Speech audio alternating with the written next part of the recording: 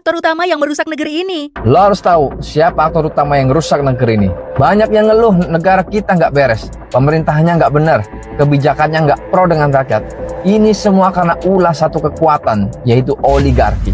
Oligarki itu berasal dari bahasa Yunani, yaitu oligos yang artinya sedikit, dan archen artinya memerintah. Jadi gampangannya, oligarki itu adalah pemerintahan yang dikendalikan hanya segelintir orang. Bukan raja, bukan presiden, tapi sekelompok kecil orang yang mempunyai kekuatan uang dan kekuasaan yang sangat luar biasa besarnya. Lo mau tahu cara mereka bekerja? Yang pertama, biayai kampanye politik. Saat menjelang pemilu, mereka nggak diam. Mereka datang suplai logistik untuk kemenangan, baik di eksekutif maupun di legislatif. Mereka nggak peduli partainya apa, mereka nggak peduli ideologinya apa. Selagi dia masih bisa diatur, maka dia akan disupport sampai menang. Dan ketika menang, akses kekuasaan akan diberikan sepenuhnya kepada mereka. Yang kedua, menguasai media. Siapa yang bisa menguasai narasi, maka dia akan menguasai opini publik.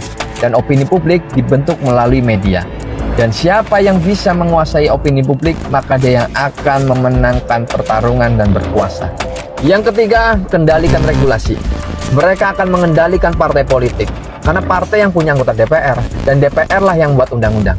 Ketika partai sudah dikendalikan, maka mereka bisa membuat undang-undang sesuai dengan kepentingan mereka dan sesuai dengan selera mereka. Demokrasinya sih tetap jalan, pemilu tetap ada, tapi siapa yang menang udah ditentuin sebelum lo datang ke TPS buat nyoblos. Ketika semua sudah dikuasai oleh mereka, maka dampaknya rakyat yang kena.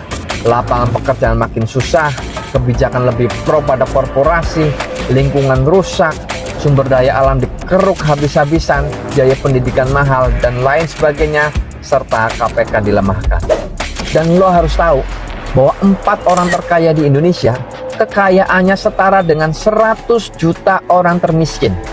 Dan data Bank Dunia tahun 2025 mengatakan bahwa 1% orang terkaya di Indonesia menguasai hampir 50% kekayaan negara. Dan inilah yang menyebabkan kemiskinan terstruktur, bro. Yang miskin makin miskin, yang kaya makin merajalela.